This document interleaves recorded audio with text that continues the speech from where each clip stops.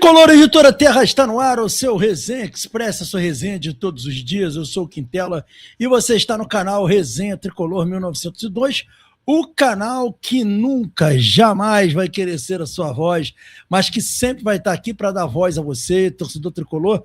Fica aí, só está começando o seu Resenha Express.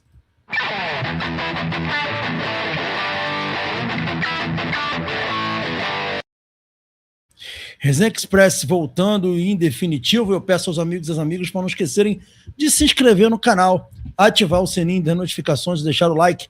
Fazendo isso, você diz ao YouTube que esse conteúdo aqui é bacana e ajuda a gente a distribuí-lo a mais pessoas. Fica aí o pedido. Pede também para não esquecer do hype, cara. O hype faz toda a diferença. Quando você dá o hype, você entrega esse conteúdo para um monte de gente que não conhece o canal. Então, puxa o comentário para o lado, escolhe a opção hypar, tem um hypar gratuito. Tem o hypar pago também, mas o gratuito você já vai estar ajudando muito. Fica esse pedido encarecido aqui aos amigos e às amigas que estão aqui assistindo ao Resenha, beleza?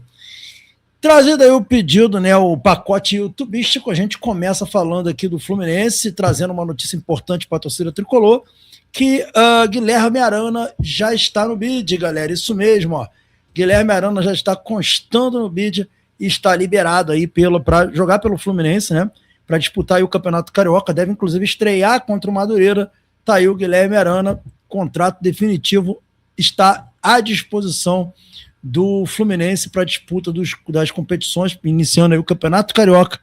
Tá aí o Guilherme Arana, muito bacana, o homem tá no bid, galera, E olha, galera, quem tá com a bola toda no Fluminense, na Europa, é o Isaac, cara. O Isaac iniciou muito bem no Shakhtar Donetsk, lá da Ucrânia, tem feito gols, tem dado assistência, tem sido assim um jogador de grande destaque, né? E ele deu uma entrevista ao GE, a gente tem algumas partes da entrevista que são muito interessantes, ele falando da importância da transição em Xerém. Eu acho que ficou aí alguma coisa no ar aí que o Isaac trouxe. Vamos aí ver aí a fala do Isaac, falando aí sobre Xerém, sobre o Fluminense. Falou coisa muito bonita, inclusive. Vamos ver o que ele falou. Ó, ele disse: acho que todo moleque de Xerém, quando chega novo ao clube, tem o sonho de fazer sua história na base. Graças a Deus, a minha foi perfeita. Tudo que eu disputei na base, eu consegui ganhar. E tinha esse sonho também em subir para o profissional. É claro que tinha esse sonho de me destacar e fazer história no profissional, ganhar títulos também, fazer gol no Maracanã, e acabou que não consegui realizar esse. Mas eu fico com esse sentimento de ter que realizá-lo, de voltar um dia para realizar isso, de sentir como que é estar tendo a sequência, estar jogando pelo Fluminense, de realmente mostrar meu futebol no profissional, de pegar uma sequência e dar bastante alegria para essa torcida. Ele está falando aqui do Fluminense, né? Da alegria que ele tem, a vontade que ele tem de dar alegria de um dia voltar. Interessante a fala do Isaac. Ele diz aqui, ó: fica um pouco difícil de assistir por conta do fuso horário. Geralmente, como são 5 horas de diferença, quando o jogo é à noite, acaba quando não tem nada no outro dia, a gente consegue assistir, mas quando o jogo é tarde, a gente vê sim, direto, coloca no iPad, a gente concentra junto, no mesmo quarto, a gente fica mais junto, então a gente assiste direto, mas a gente está sempre acompanhando do jeito que dá. A gente sempre acompanha, tô falando do Cauã Elias, né? E aí, dando sequência aqui, ele fala mais aqui, ó: a gente entende o torcedor que, querendo ou não, estão ali. Eles querem ver o melhor, mas foi como eu falei, muitas vezes a gente sobe muito novo e não está preparado. Só que como sobe nessa empolgação de tudo que está acontecendo na base, então o pessoal acha que já colocando ali vai dar mesmo o resultado que estava dando na base. Mas não é assim. A gente sabe como o futebol é difícil, como o futebol brasileiro tem ficado cada vez mais difícil. E tudo é um preparo, essa transição tem que ser bem feita. Tem um tempo para se preparar, disse Isaac, que seguiu. Ele está falando da transição, isso aqui é muito importante, a gente cansa de falar isso no resenha, a importância de fazer uma boa transição, né? E que a torcida tem que ter paciência com os jogadores da base, isso é muito importante. Ele diz mais, ó: eu acho que o torcedor tem que ter um pouco de paciência com os moleques que sobem, porque é difícil, não é fácil essa transição, é tudo novo, é outro futebol do que o da base, é outra coisa. Então acho que tem que ter essa paciência, tem que ter esse cuidado para não acabar queimando, não é queimando, mas pegando no pé assim antes. Tem que ter esse cuidado para não queimar os moleques que estão subindo, porque todos têm potencial. Então, no momento certo, a hora certa, quando estiver mais parado, vai aparecer. Tá falando aí o Isaac. Galera, isso que o Isaac tá falando, é muito importante. A torcida tem um papel fundamental. Eu canso de falar isso. A única coisa que eu cobro do torcedor do Fluminense, é ter paciência com os garotos da base. É a única coisa. Eu não cobro que tem que ir ao estádio, que tem que fazer isso, fazer aquilo, comprar camisa. Eu só cobro que tem que ter paciência com o jogador da base. Porque esses garotos estão começando, como ele falou ali, é outro futebol. É algo completamente diferente da base. Não tem jeito. Então tem que ter essa paciência. Se não tiver essa paciência, prejudica a evolução, prejudica a transição.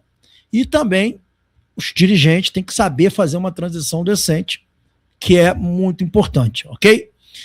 Galera, a pergunta que eu deixei nessa thumbnail aqui fica, eu acho que todo mundo deve estar perguntando, quem é o presidente do Fluminense? Porque o presidente do Fluminense está na Europa curtindo férias. E quem está negociando tudo é o colaborador Mário Bittencourt.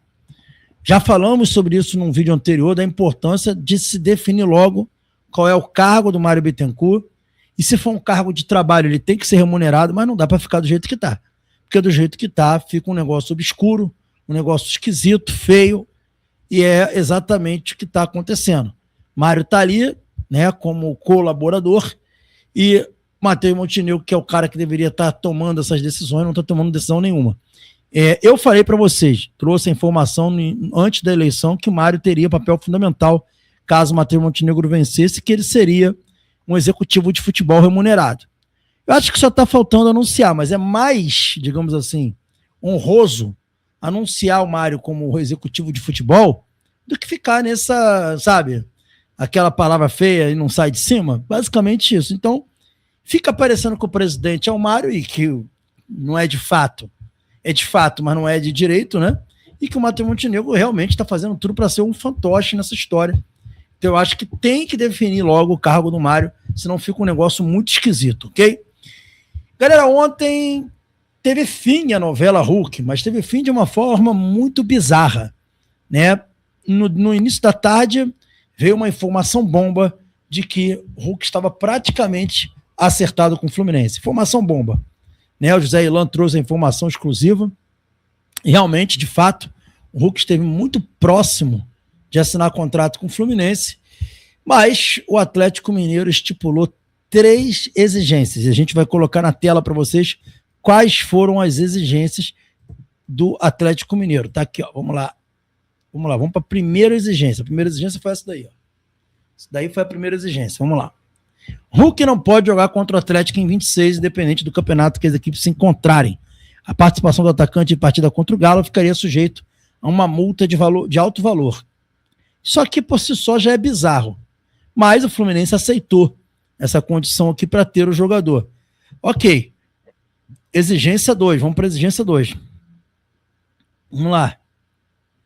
Hulk será obrigado a fazer um jogo de despedida quando se aposentar na Arena MRV, com o atacante usando a camisa do Galo. Galera, isso daqui é bizarro, mas para o Fluminense não faz nenhuma diferença. Faz para o Hulk. Né? Ele ser obrigado a fazer um jogo de despedida, obrigar o cara a fazer um jogo de despedida é muito bizarro. Não é pouco bizarro, não. Ele tem que ter vontade de fazer, mas isso aí não é problema nosso. Dá para aceitar. E por último, a exigência, que foi o que brecou tudo, que impossibilitou a negociação, foi essa aqui, ó. Vamos lá. Participação do Atlético em percentual de jogador da base do Fluminense. Não se sabe que jogador é esse, ou se são jogadores, mas isso aqui foi visto pela diretoria do Fluminense como um insulto. A diretoria do Fluminense não aceitou isso. A diretoria do Fluminense estava disposta a fazer troca por jogadores. Tinha alguns jogadores que o diretoria do Atlético achava que poderiam ser negociados. A torcida do Atlético já aceitava até uma possível ida do John Kennedy para o Atlético Mineiro, mas no fim, essa participação no percentual de jogador da base foi o grande estopim para o Fluminense se sentir ofendido e terminar ali a negociação, para praticamente terminar, dizer que não aceitaria essa condição. Então só a exigência 3 não foi aceita pelo Fluminense e foi o que determinou aí o encerramento das negociações por parte do Atlético.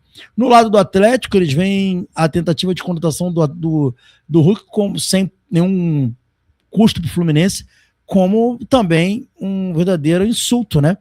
Então ficou essa condição, ficou uma situação muito ruim. O Fluminense se sentindo desrespeitado com essa proposta 3 e o Atlético se sentindo desrespeitado porque o Fluminense não fez nenhuma oferta financeira pelo Hulk. A gente tem que lembrar que o Hulk vai fazer 40 anos. No meio do ano desse ano, o Fluminense pode fazer um contrato de graça com ele, um pré-contrato, para ele vir em 2027 de graça.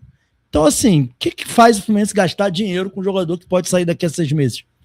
Né? Tudo bem que o Hulk não é um Cris Moldávia, mas ainda assim tem 40, vai fazer 40 anos, né, galera? Então, eu acho que nesse ponto não tenho o que falar aqui do Mário, acho que o Mário agiu certo nessa parte de não fazer negócio com essa, tendo em vista essa condição terceira que foi colocada. O Fluminense segue agora no mercado em busca de um atacante.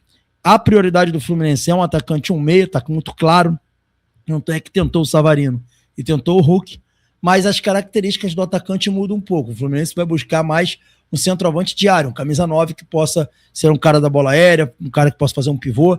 Essa volta a ser a prioridade do Fluminense após a perda dessa oportunidade de contratação do Hulk. Essa novela Hulk, para mim, nem terminou de todo. Se bobear, parece a continuação da novela, mas que tá um saco, tá. Enfim, galera, esse foi o Resenha Express. Saudações tricolores, fiquem com Deus e até o nosso próximo vídeo. Lembrando que hoje à noite, às 21 horas, tem live no canal, hein? Valeu!